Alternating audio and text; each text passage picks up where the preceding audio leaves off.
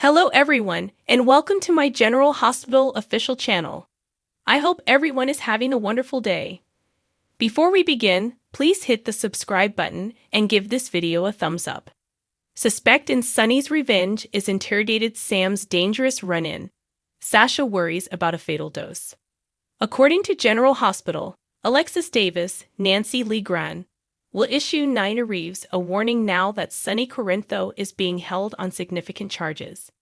Nina will be at risk if Sonny goes to jail, and his kids will also be in danger. Nina will feel some terror from Alexis, and Christina Corinto Stavi will be warned to be vigilant as well. Speaking of Christina, she will talk to Dan Falconeri and commiserate with him because none of them wants Sonny to be imprisoned. Dante will eventually storm into Michael Corinto's office and force him to acknowledge that he is too guilty for Sonny's demise. When Sonny was put behind bars, Michael changed his mind about seeking retribution and realized the harm it may cause. Michael is concerned that Dex Heller's decision to discard the flash drive pieces in a public trash may have given the government access to incriminating video. If Sonny has any hidden tricks, which seems to be the case, we'd say there's more to the story. TJ Ashford will confirm to Molly Lansing Davis that he intends to proceed with the further surrogacy processes. TJ and Molly will be optimistic about their route to parenthood because Andrea Gates will also be on board. Cody Bell will shout that he doesn't want to stay at Ferncliff and will urge the staff to let him go, according to other GA spoilers.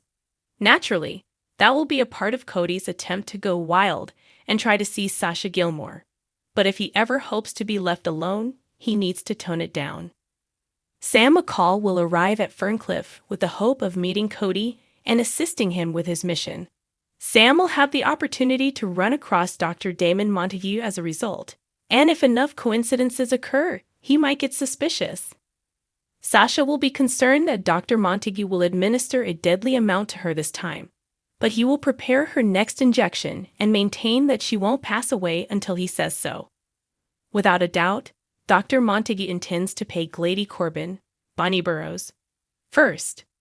Finally, Anna Devane will sense that something is amiss and will sneakily pursue Valentin Cassadine to find out what he is up to.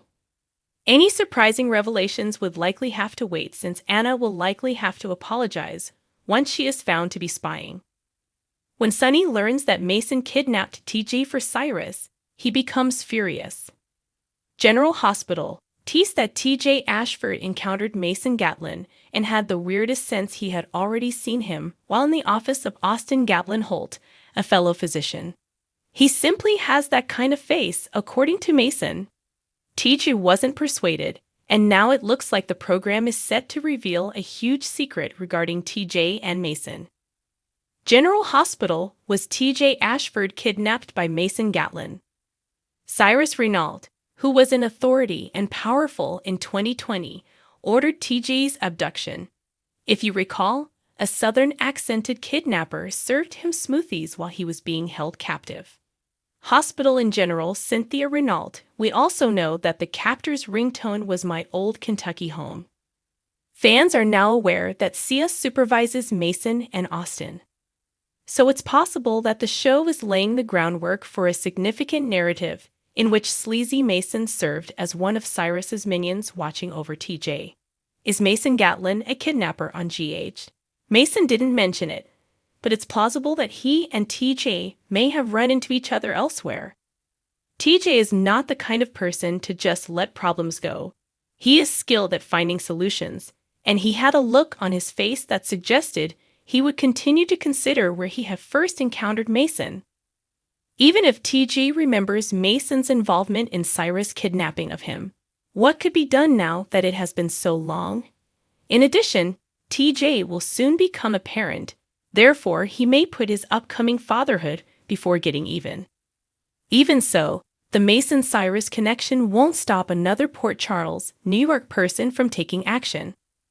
Will Sonny Corinthos catch Cyrus Renault's misdeeds on General Hospital? Sonny Corinthos might come to the realization that Cyrus is Mason's boss as a result of TJ's memories.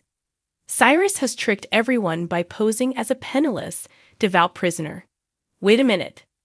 Sonny is Cyrus' #1 nemesis as he sets up to take control of PC. It won't be long before Cyrus and Sonny clash. And in the meanwhile, TJ might draw the association between Mason and Cyrus, resulting in some irate accusations that become the subject of gossip. The show has hinted that Cyrus, Mason, Austin, and Sonny will be involved in drama, if Sonny even has a hint of this sinister relationship. Spencer and Trina make love while Sonny is arrested. Nicholas postpones return of PC. According to General Hospital, Michael Corinthos appeared in Carly Spencer's kitchen and confessed that the FBI had detained Sonny Corinthos. Dex Heller hadn't been heard from since Carly called to warn him, but she already knew this and said so. Michael acknowledged that he wasn't in charge of his father's arrest when Carly pressed him for the facts and inquired as to if he had changed his mind about coming after Sonny. Just as Dex arrived, Carly questioned Michael's certainty that she destroyed the sole duplicate of the incriminating flash drive. Dex had spent the night camped out in the Quartermain boathouse, but now he had to answer questions about the flash drive and if it had been possible to copy it. Following a wild night with her pals, a hungover-looking Jocelyn Jax arrived in the kitchen after Dex remembered episodes in which she wanted Sonny's takedown. Jocelyn received a reprimand from Carly for not being reachable before Dex acknowledged that Sonny had been turned in last night. Jocelyn denied it when Carly questioned if she was the culprit, which raised more concerns about what transpired after the flash drive was broken. Dex acknowledged taking it with the intention of burning it, but instead threw the pieces in a dumpster. Michael and Carly were concerned that the federal government might have obtained it and used their tools to gather proof. As FBI interrogators attempted to coax information about pikemen from Sonny, he rebuffed them. When Diane Miller finally showed there, she supported Sonny's claim to be an importer of coffee. Diane ended the interview as well, but she issued a warning that she wouldn't be able to post bail for the NSA allegations. Since Sonny would have to wait 72 hours before he could appear before a judge, he was ultimately brought away in handcuffs. Someone higher up glanced at the incriminating images of the pikeman boxes in the report that one of the FBI agents provided about the raid and thought they had struck gold. As a single mother who relied on deception for her financial future, Maxie Jones pressed Lucy Coe to negotiate a settlement with Tracy Quartermain. Lucy didn't want to throw in the towel just yet since she believed Tracy had made this situation personal. Lucy had a cunning glint in her eyes as she pledged to think of something because Tracy would never be able to prove that she had thought of the deceptor first. On Tuesday's GH episode, Mason Gatlin flirted with Ava Jerome, Maura West, at the gallery and once more gave her an evasive justification for the delay in locating Nicholas Cassadine's body. Austin Gatlin Holt yelled out for Nicholas as he got home, but soon discovered that he wasn't there. After a morning jog, Nicholas eventually returned and thanked Austin for helping him recover from his catastrophic brain injury. In light of this, Austin believed it was time for Ava to learn the truth. Nicholas was still alive and healthy, so Ava was tormenting herself over a lie. Austin downplayed their relationship and questioned whether Nicholas was staying away from Port Charles because of the possibility of going to jail, which alarmed Nicholas, who had grown suspicious of how close Austin and Ava had gotten.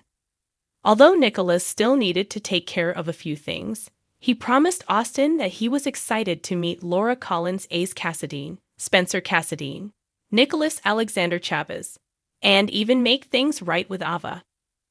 Ava called Austin to let him know that Mason was being a creep and peeking up on her while Nicholas was in the shower.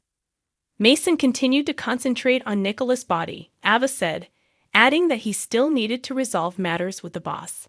Drew Kane was in Pentonville when Cyrus Renault discovered him as he was exiting the shower and informed him that Sonny was no longer watching after him. According to Cyrus, who claimed he overheard some other prisoners stating Sonny been dragged in by the FBI, Sonny couldn't even defend himself. Drew was dubious since Sonny was too intelligent for that. but Cyrus pretended that the federal government takes the National Security Act's transgressions seriously. Later, Cyrus gave Drew a chess set and explained the value of understanding how the other player thinks. After persuading Drew to play him, Cyrus was happy that Drew had played well against him. Dante Falconeri expressed his worries to Sam McCall at their penthouse since his father might not survive. Sam said that Sonny had found a way out of sticky situations in the past, but Dante claimed this time he didn't have a Jason Morgan, Steve Burton. Sam countered that Sonny had a strong support system, including Diane, to help him fight the allegations. Dante believed Sonny would serve the remainder of his life in prison if found guilty.